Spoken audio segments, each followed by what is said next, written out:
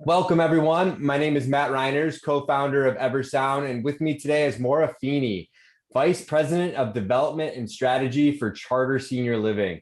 Maura is a registered architect and has been in development, strategy, operations, partnerships, investor relations, and pretty much everything else for over 30 years. For the last 8 years, Maura brought her talents to senior living, where she was the VP of plant operations for a large provider. So now heading up development, acquisitions, facilities maintenance, and is also dubbed Chief COVID Officer for Charter Senior Living. My friendship with Maura is fairly new, but we hit it off as soon as we met. And Maura's energy and authenticity is contagious, and I find myself feeling better and more hopeful whenever our paths cross. Thanks for joining me today, Maura. Thank you, Matt. I appreciate it.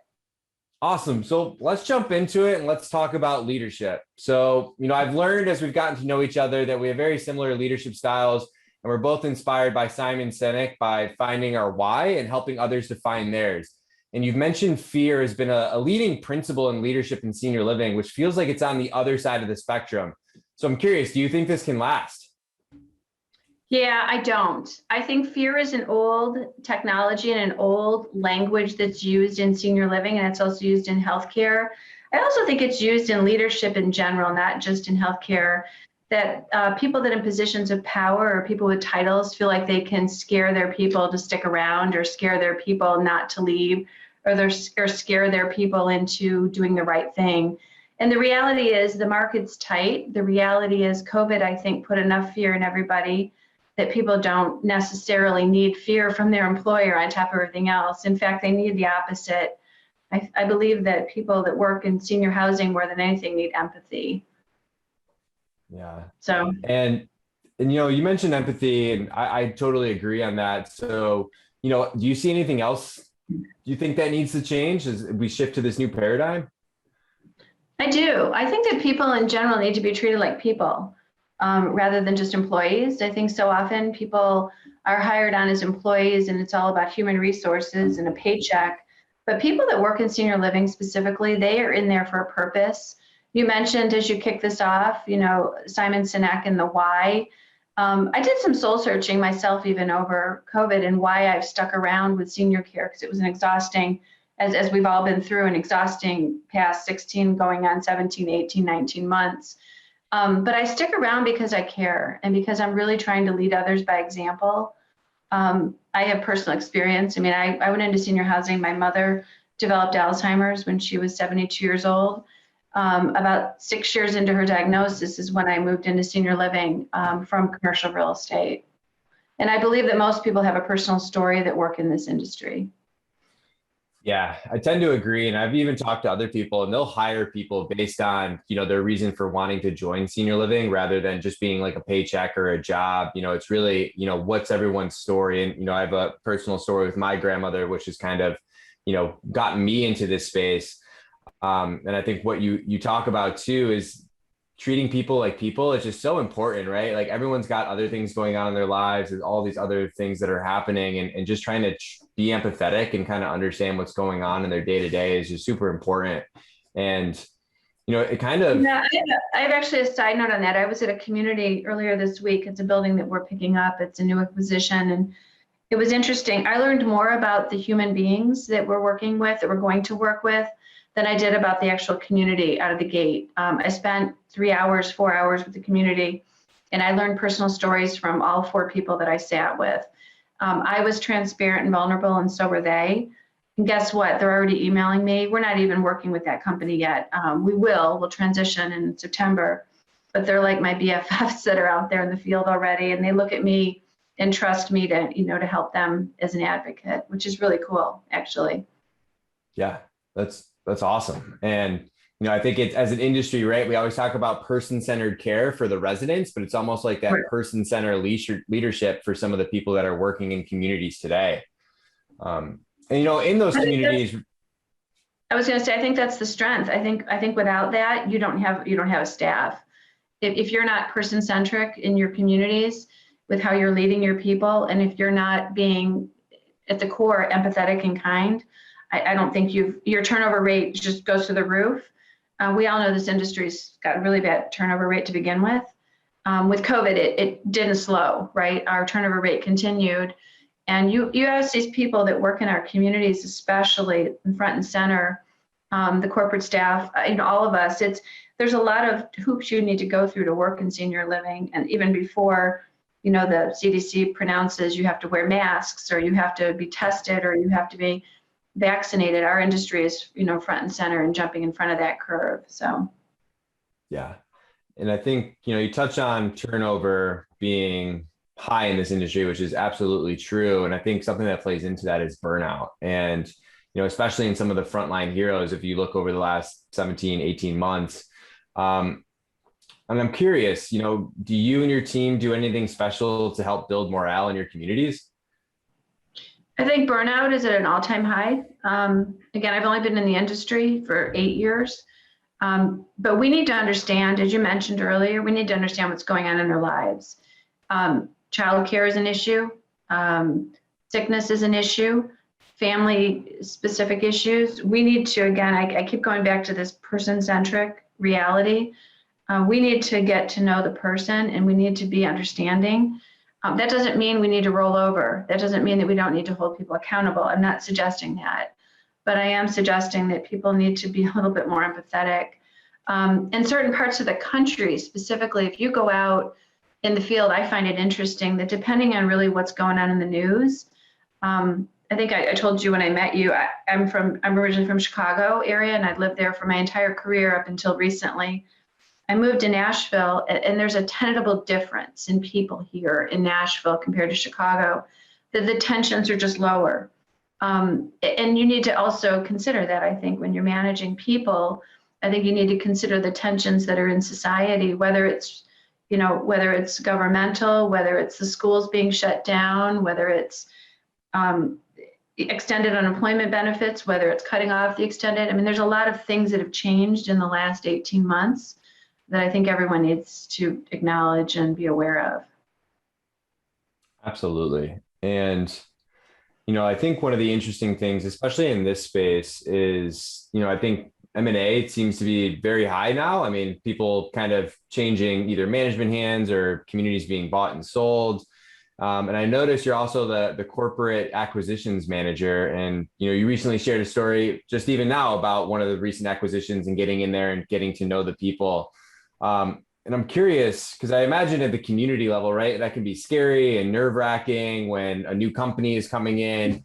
And, I know you've probably of course, you're taking that person-centered approach and getting to know people in those communities. But have you learned anything in your time doing it that really gets a community up to Charter's culture and really embrace what you guys are doing on a day-to-day basis? I think, again, the person-centered, but I think also consistency. I think consistency of message. I think making sure that the communities know it's okay. We're not going to come in and shoot the guns off and fire everybody. That isn't the idea. The idea is that we've been asked by an investor group to take over a community for various reasons. Communities in the M&A world, on average, what I've learned in this industry, the hold period can be anywhere from 3 to 5 years generally. But that language and that hope or that ambition is no longer the case. There is no normal. It's not 3 to 5 years. It is what it is, right? When we take over communities, hopefully with that same heart of passion, and we hopefully embrace our employees. We hopefully don't shun them. We hopefully make them feel comfortable. I was on a call even this morning when someone mentioned that, when you go into a new community, the EDs all the way down, to the caregivers are nervous, right? And I go back to the beginning of our talk, it's this whole fear. I mean, in the industry, the fear is so prevalent that people are afraid. They're afraid they're going to lose their job. And even when fear doesn't really work as a control mechanism, it's still hardwired in people. It's a human trait that we have. Everyone's got some fear and everyone's afraid. So when I go in and when our team members go in, not just me, across the board, we go in, again, I say to embrace. We go in to hopefully help people and grow them, not just grow the community. It's not just about growing the numbers in the community. And again, I personally and our company feels very strongly that if your focus is solely on sales and growing the numbers, it's not going to happen. It needs to happen by growing the people within the building. And that'll naturally come. And I think that's true of any industry. Again, that's just the way I've always done work. I believe that people say, if you do well, money will follow.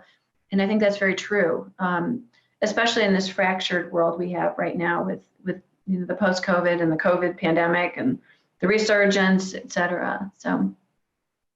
Yeah, no, it makes a lot of sense, right? I mean, I imagine everyone's kind of walking on eggshells when you first come and visit, but everyone I've met from your team is just so warm and so inviting, and you guys are doing a lot of really good things. So you have a lot to be proud of. Thank you. Yeah, and final question here: if you were to leave senior living leaders with just 3 takeaways to guide them over the next 12 to 18 months, what would you say? So when I went into senior living, I want to rewind 8 years ago. When I went into my first senior living job, I came from a real estate world. I came from a very rigid sort of business environment. It was more about numbers. It was more about building great buildings. Again, you referenced my background. I'm an architect, so I build things. I build teams. I build processes. I execute, right? But I'm a people person first and foremost. When I went into senior living, I found that as an industry, again, this fear thing just kept creeping up around me. Everywhere I went, everyone was afraid of losing their job.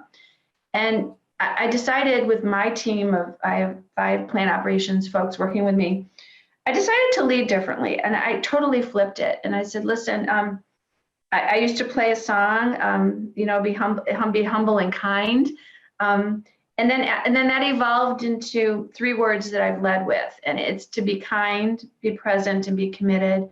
And the reason I say that is we as regional folks, as senior leaders, we go into communities and we have a billion things going on in our heads, right? We might have, a fire going on in another building, literally or figuratively, but we're in another building. And I feel very, very strongly about going into that building, regardless of what's going on in your head. And putting on that hat and being kind, no matter what instance, there's always a kind way to do it. You don't have to be angry and upset and diminutive. The second thing is to be present. And I mean that sincerely. You need to be present. If you're going to be on site, be present or leave. And again, I feel very strongly that if you can't be present in the building you're at, you make the people that you're meeting with, feel like you feel when you're going out to dinner with somebody and they're answering their cell phone the whole time. It's ultimately, it's very rude. But if I pop up in my computer and I go into a private dining room and I get on Zoom calls or I start emailing people, it doesn't show my presence. And then that's tied into my 3rd word of commitment. I believe that if you're going to do a job, do it well. Don't just do it, but do it well. And we all make mistakes. We're all human, right? But my effort is always there. And the reason I love Charter Senior Living, a little boost on the company, we created our mission statement is to enhance the human spirit. And my 3 words that I've been living with, in this industry for 8 years rather, are completely tied to that, because that is what we do, right? And I believe COVID has really spun us on our tail to understand we're not just enhancing the resident spirit, we have to enhance each other's spirits along the way.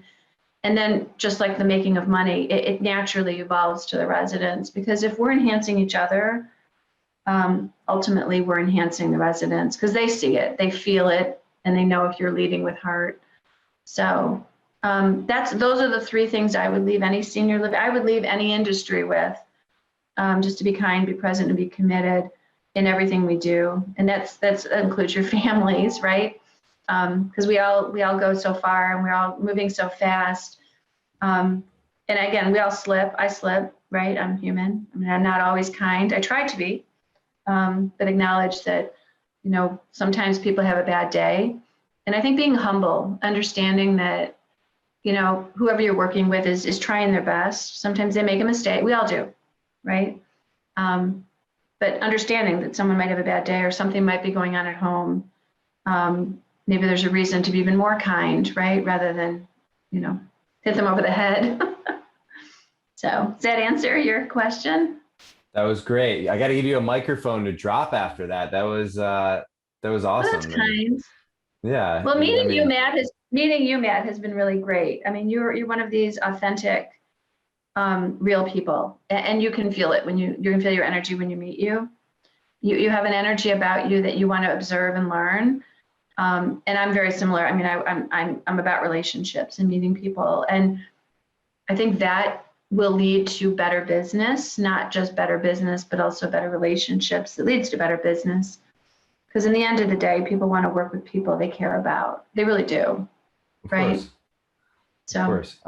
I always like to use kind of the mantra that, we're all in the same storm, but different boats. And if there's something we can do to help, guide the human spirit, similar to what you said, or enhance it, it's all about us. I mean, we're all connected in some way or another. So, I'm always trying to help. And I think that's why we vibe so well, and super yeah. excited to continue this, and hopefully see you in a couple of weeks here. Thank you.